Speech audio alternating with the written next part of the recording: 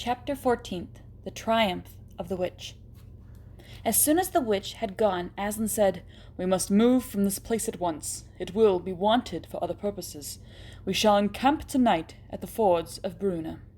Of course, everyone was dying to ask him how he had arranged matters with the witch, but his face was stern and everyone's ears were still ringing with the sound of his roar, and so nobody dared.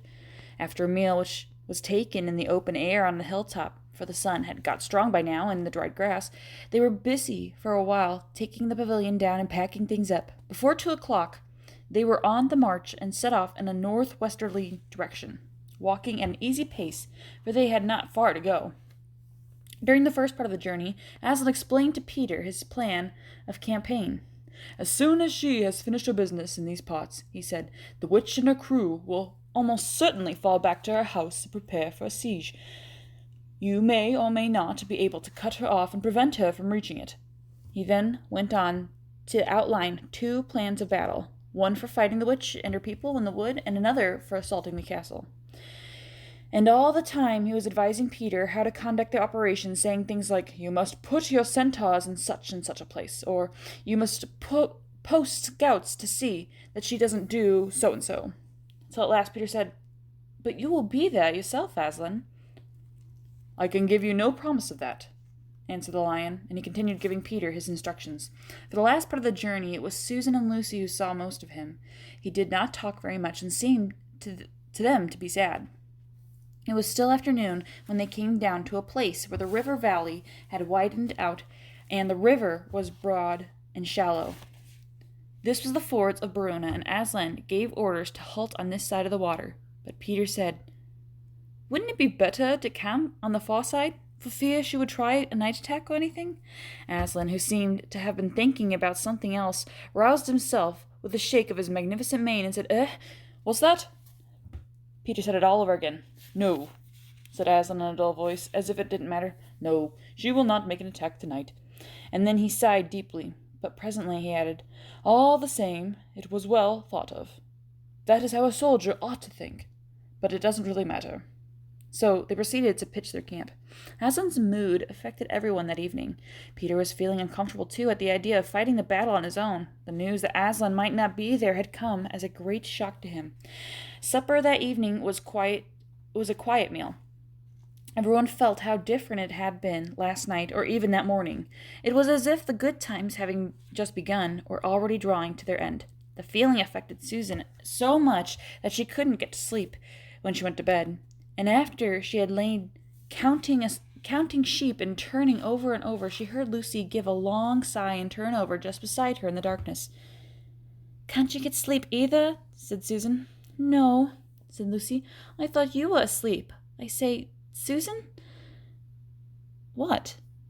"I've the most horrible feeling, as if something were hanging over us." "Have you? Because, as a matter of fact, so have I." "Something about Aslan," said Lucy. "Either some dreadful thing that is going to happen to him, or something dreadful that he's going to do." "There's been something wrong with him all afternoon," said Susan. "Lucy, what was that he said about not being with us at the battle? You don't think he could be stealing away and leaving us tonight, do you?" "Where is he now?" said Lucy. "Is he here in the pavilion?" "I don't think so." "Susan, let's go outside and have a look round. We might see him." "All right, let's," said Susan. "We might just as well be doing that as lying awake here." Very quietly the 2 girls groped their way among the other sleepers and crept out of the tent. The moonlight was bright and everything was quite still, except for the noise of the river chattering over the stones. Then Susan suddenly caught Lucy's arm and said, "Look!" On the far side of the camping ground, just where the trees began, they saw the lion slowly walking away from them into the wood. Without a word, they both followed him.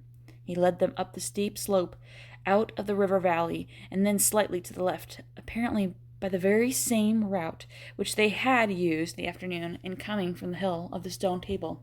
On and on he led them into the dark shadows, and out into the pale moonlight, getting their feet wet with the heavy dew.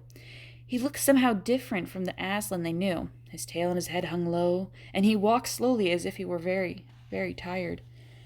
Then, when they were crossing a wide open place where there were no shadows for them to hide in, he stopped and looked around. It was no good trying to run away, so they came towards him. When they were closer, he said, "Oh, children, children, why are you following me?" "We couldn't sleep," said Lucy, and then felt sure that she needed to say more, and that Aslan knew all they had been thinking. "Please, may we come with you, wherever you're going?" said Susan. "Well," said Aslan, and seemed to be thinking. Then he said, "I should be glad of your company tonight. Yes, you may come, if you will promise to stop when I tell you, and after that leave me to go on alone." "Well, thank you, and we will," said the two girls. Forward they went again, and one of the girls walked on each side of the lion. But how slowly he walked, and his great royal head drooped, so that his nose nearly touched the grass. Presently he stumbled and gave a low moan. "Aslan, dear Aslan," said Lucy, "what is wrong? Can't you tell us?" "Are you ill, dear Aslan?" asked Susan. "No," said Aslan. "I am sad and lonely.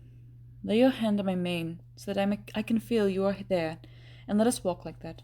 And so the girls did what they would never have dared to do without his permission, but what they had longed to do ever since they first saw him, buried their cold hands in his beautiful sea of fur and stroked it, and so doing walked with him. And presently they saw that they were going with him up the slope of the hill on which the stone table stood.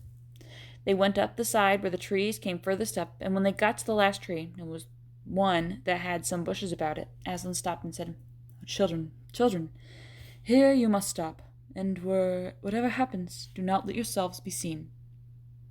Farewell."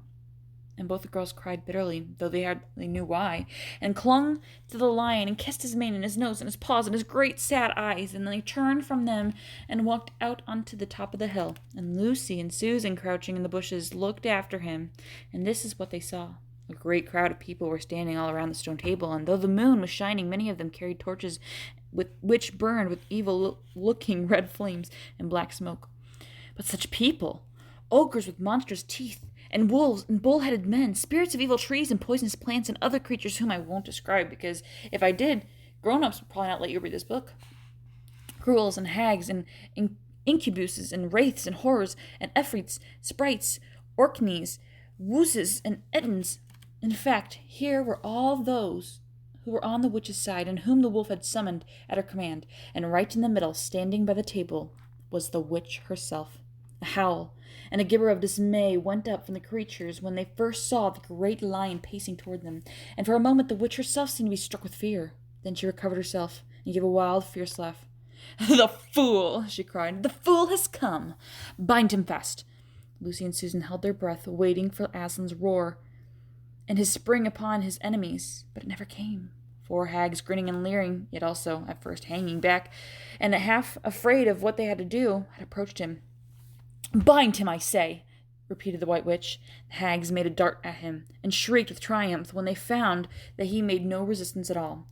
Then others, evil dwarfs and apes, rushed in to help them, and between them they rolled the huge lion round on his back and tied all 4 paws together, shouting and cheering as if they had done something brave, though, had the lion chosen one of those paws, could have been the death of them all.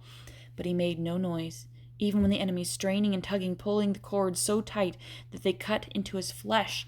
Then they began to drag him towards the stone table. "Stop!" said the witch. "Let him first be shaved." Another roar of mean laughter went up from the followers, as an ogre with a pair of shears came forward and squatted down by Aslan's head. Snip, snip, snip, went the shears, and masses of curling gold began to fall to the ground. Then the ogre stood back, and the children, watching from their hiding place, could see the face of Aslan looking all small and different without his mane. The enemies also saw the difference. "Why, he's only a great cat after all," cried one. "Is that what we were afraid of?" said another, and they surged round Aslan, jeering at him, saying things like, "Puss, puss, poor pussy," and "How many mice have you caught today, cat?" and "Would you like a saucer of milk, pussums?" "Oh, how can they?" said Lucy, tears streaming down her cheeks. The brutes! The brutes!" For now that the first shock was over, the shorn face of Aslan looked to her braver and more beautiful and more patient than ever. "Muzzle him," said the witch. And even now, as they worked about his face, putting on the muzzle, one bite from his jaws would have cost 2 or 3 of them their hands, but he never moved. and this seemed to enrage all that rabble. Everyone was at him now. Those who had been afraid to come near him, even after he was bound, began to find their courage, and for a few minutes the two girls could not even see him. So thickly he was surrounded by the whole crowd of creatures, kicking him, hitting him, spitting on him, jeering at him. At last the rabble had had enough of this. They began to drag the bound and muzzled lion to the stone table, some pulling and some pushing. He was so huge that even when they got to him, there it took all their efforts to hoist him onto the surfaces of it, when there was no more tying and tightening of cords. "The cowards! The cowards!" sobbed Susan. "Are they still afraid of him even now?" When once Aslan had been tied, and tied so that he was really a mass of cords, on the flat stone a hush fell over the crowd. 4 hags, holding 4 torches, stood at the corner of the table. The witch bared her arms, as she bared them the previous night, when it had been Edmund instead of Aslan. Then she bent to whet her knife, and looked to the children when the gleam of the torchlight fell on it, as if the knife were made of stone, not of steel, and it was a strange and evil shape. And at last she drew near. She stood by Aslan's head. Her face was working and twitching with passion, but his looked up at the sky, still quiet, neither angry nor afraid, but a little sad. Then, just before she gave the blow, she stooped down and said in a quivering voice, "And now, who has won? Fool! Did you think that by all this you would save the human traitor? Now I will kill you instead of him, as our pact was, and so the deep magic will be appeased. But when you are dead, what will prevent me from killing him as well? And who will take him out of my hand then? Understand that you have given me Narnia forever. You have lost your own life, and you have not saved his. In that knowledge, despair and die." The children did not see the actual moment of killing. They couldn't bear to look, and had to cover their eyes.